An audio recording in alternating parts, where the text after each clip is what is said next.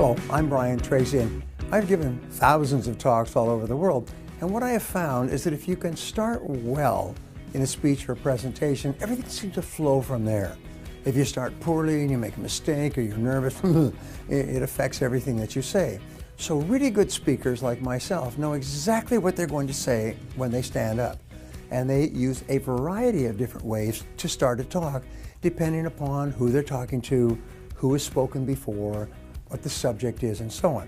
So let me just give you some different ways that you can use, and you can select the one that you like or the combination. The first, easiest of all, is when you get up there, is to thank the organizers and the audience. You say, thank you very much for having me here today. It's a great honor to be with you, some of the top people in this industry. You've got them in your hands from the get-go. By the way, when you're thanking the organizers, be very specific. I want to thank Bill Smith and Susan Aragon and Tom Jones, and give very specific names of key people in the audience with whom you've had some discussion. That causes them to feel that you're all one of the gang. Second of all, start with a positive statement. Some people think that they start with a downer, it's a good way to get attention. No, what I do, and I've used this for years, is I say, thank you very much for having me. I want you to know that we are looking at one of the very best times in human history, where there'll be more opportunities in this business to dominate our markets than ever before, but they'll be different from the past. So you start up and people say, oh, I wonder what they are. Oh, that's interesting. Oh, I hadn't thought about that. Another thing you can do is compliment the audience. Sometimes what I will do is I will say, you know, it's a great honor to be here with you because I understand you are some of the top people in this company, which is recognized as one of the best organizations in the world in this industry. So wow, to get a chance to talk to you is a really big deal for me. Another way to start a talk is to refer to current events. You could say, did you see today in the newspaper where it said this, about that, about this, and so on and so forth? This is very important to us, and I'll show you why as we go through my talk today. Ha, people are listening. Refer to an historical event. Did you know that today, July 4th, in 1776, the Declaration of Independence was formed, which actually affected our entire lives and the lives of all our friends and families? Or refer to a well-known person.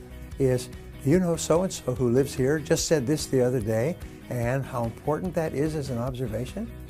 Or you can repeat a recent conversation. You get up and you say, hello, thank you very much for having me. I was just talking to Bill Smith over here, and he was telling me just before I came up here about the situation that you're facing in your business, and I thought, wow, that's a good place to start. You have the total attention of everyone. You can make a shocking statement. One of the great statements that I heard is that every single person here is going to be in a new business within 2 to 3 years, or they're going to be out of this industry altogether if they don't continually upgrade their skills. Wow. A friend of mine stood up in front of a medical audience, a room full of doctors, PhDs, and he said, do you know that 50% of all doctors graduated in the bottom half of their classes? And the audience was shocked. People came up to him at the break and said, how can you say something like that? Where are your statistics? Where's your research? He said, it's called mathematics. Half are above the mean, half are below. Even these doctors with 15 years of experience didn't know. So you can quote from recent research that they know about. You can give them hope by talking about what great opportunities lay in the future. Start off with something entertaining. Here's a funny one-liner, but be very careful with humor. You can ask a question. Let me ask you a question before we start, and have them raise their hands. Sometimes I will say, you're some of the top salespeople in the world, but you could do with more money. How many people here would like to double their income? Every hand in the room goes up. You've got the whole hand. If I could show you how to do that in the time we spend together, would that be a good use of our time? Whew, you have 100% attention. You can open with a problem. You can ask a question. You can start with a story. One of the things I always do is I build a bridge. A build a bridge is to find something that you both have in common.